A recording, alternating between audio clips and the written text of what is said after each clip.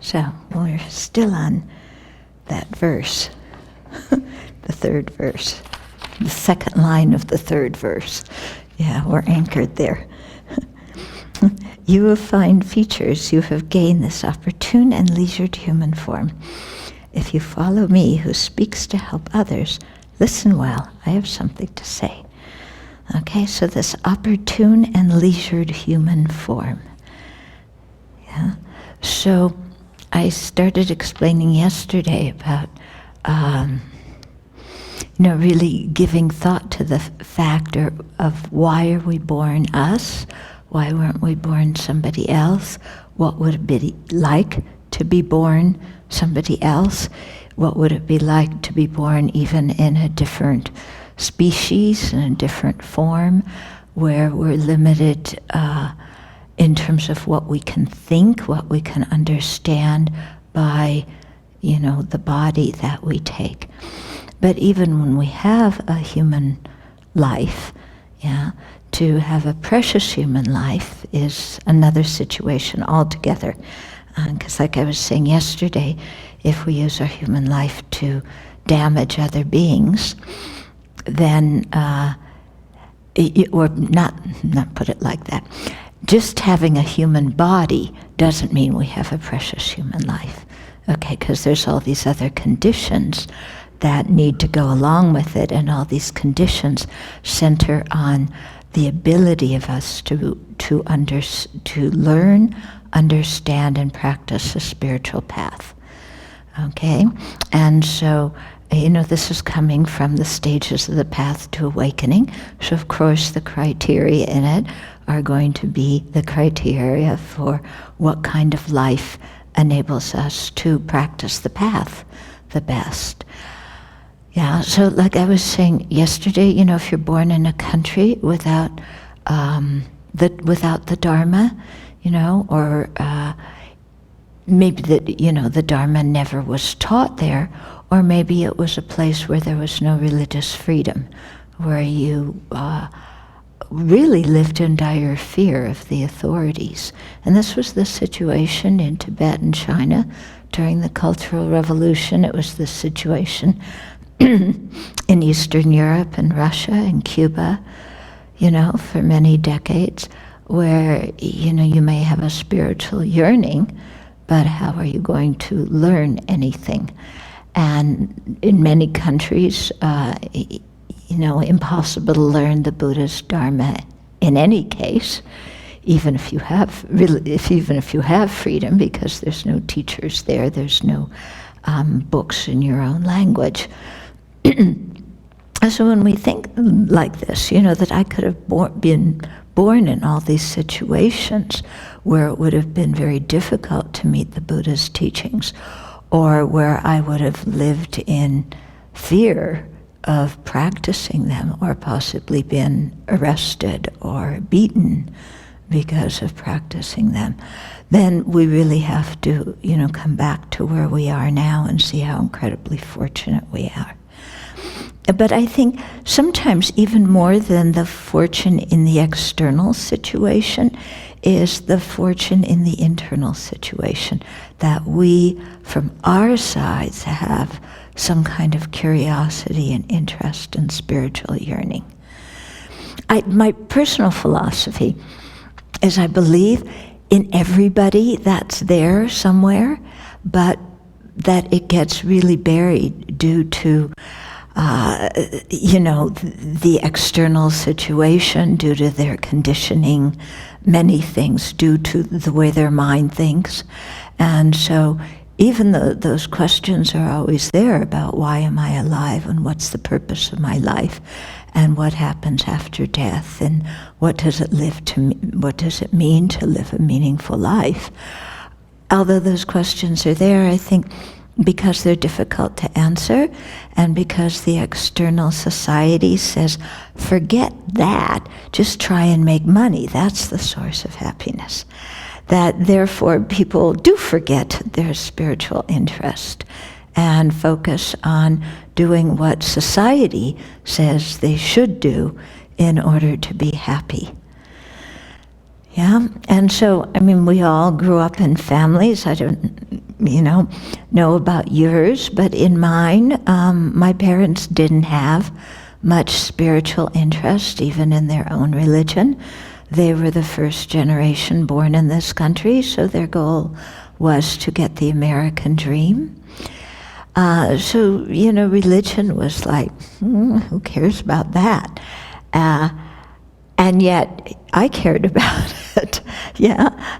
But, if you're born in a family like that, then where you get that message all the time, then it's easy to think, oh, well, yeah, maybe I am a bit odd because I'm asking what the meaning of my life is. And maybe, it isn't quite normal to wonder if I want to get married and have kids, or, any of these things that we're inculcated to do since we actually were this big, because our parents, when they have a baby, they have our whole life planned out, because we're going to have and be everything they weren't able to have and be, because that's what they want, because they think it's going to make us happy, yeah? But sometimes within their prescription for happiness, there's no Buddha Dharma. There's no thought about these important issues about life. And so the fact that even growing up in that kind of family or that kind of culture, that we have this yearning and that we see that there's something beyond just what our senses tell us. We have some feeling. There's something more meaningful than just duplicating the lives of the people in People magazine, or whatever magazine people you choose to emulate, Some want to emulate, the Fortune 500 or 400, whatever it is. Some people want to emulate the sports heroes, whatever it is, to seeing that, gee, maybe there's something more important, more meaningful, more longer lasting than all of that. And so having that spiritual interest in our own heart is something to really respect and appreciate in ourselves. Instead of thinking, gee, maybe I'm odd, to think, maybe I'm sane. Yeah, that I'm the sane one around here because I'm asking these kinds of questions. And other people may or may not understand that. That's okay, that's their business. Our business is our own spiritual yearning, and what are we going to do about it? Okay, so I think it's important to respect that part of ourselves, and it's important to respect that in other people as well, and to really create friendships with people who have that same kind of spiritual interest and spiritual yearning that we have, because those people understand something about us that's very important, that, I don't know about you, but my family totally doesn't understand. Yeah? And so the people that do understand that part of us, that encourage us along that line, are quite important. So to respect them and to respect ourselves for having that interest. And then to be fearless and live according to that interest and yearning, and not just look for simple answers or simple labels or, that kind of stuff, but to really explore and investigate and examine and ask questions and think deeply about things. And because that's a very important meaning that can be derived from this life that will influence how we die and what happens after we die. Because if we live our life just with the 8 worldly concerns, the attachment to the happiness of this life, and we're always looking for sense pleasure, happiness, and material possessions and money and fame and love and sex and everything everybody normal looks for, appreciation and approval and praise. And, if we just live our lives looking for all of that and trying to get away from the opposite, then we wind up actually wasting a lot of time, because a lot of those things, come and go very quickly.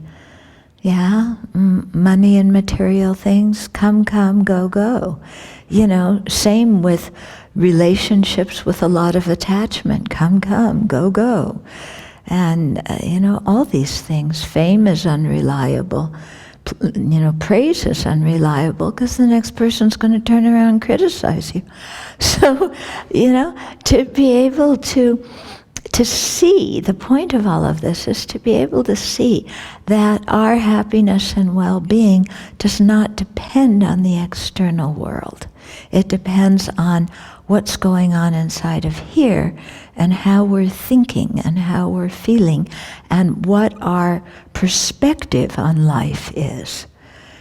Because we are creating our experience by how we look at things. And so to really see that having a meaningful life means changing what's in here and establishing priorities that are meaningful in the long term. Our money and material things we can't take with us. So if we have them, use them to benefit others. Use them to create goodness in our own heart, instead of clinging onto them with stinginess. If we have praise and a good reputation, instead of going around with our nose in the air, think this enables me to be of greater benefit to others. So, what do I have in myself that I can benefit others with? And if my mind is totally berserky and filled with ignorance, anger, and attachment, and jealousy, and pride, and laziness, and excuse-making, how am I ever going to benefit anybody? So if I want to benefit others, I need to get what's in here in order. And have good priorities, have good values, have good ethical precepts and conduct. Okay? Because that will really influence this life, influence our death, and give us something positive to take with us to the next life. Because what we need is, the merit or internal goodness that we create through transforming our minds. And that will go on with us to the next life. Our whole collection of junk in this life, it stays here. Stays completely here, all of our scrapbooks and mementos, and all this kind of stuff. Can't take it with to the future life. Anyway, we won't even be us, so we'll find that stuff totally boring. Because it's only interesting when it's about me, isn't it? Who wants to look at, if we all pulled out all of our childhood pictures and scrapbooks, do you want to look at each other's scrapbooks? Maybe for like 2 minutes to see what each other looked like when we were little kids. But after that, it's like, isn't it? It's interesting for a few minutes to see what somebody looked like, but okay. So let's really have a mind that wants to make our life meaningful and that is fearless in the process of doing that.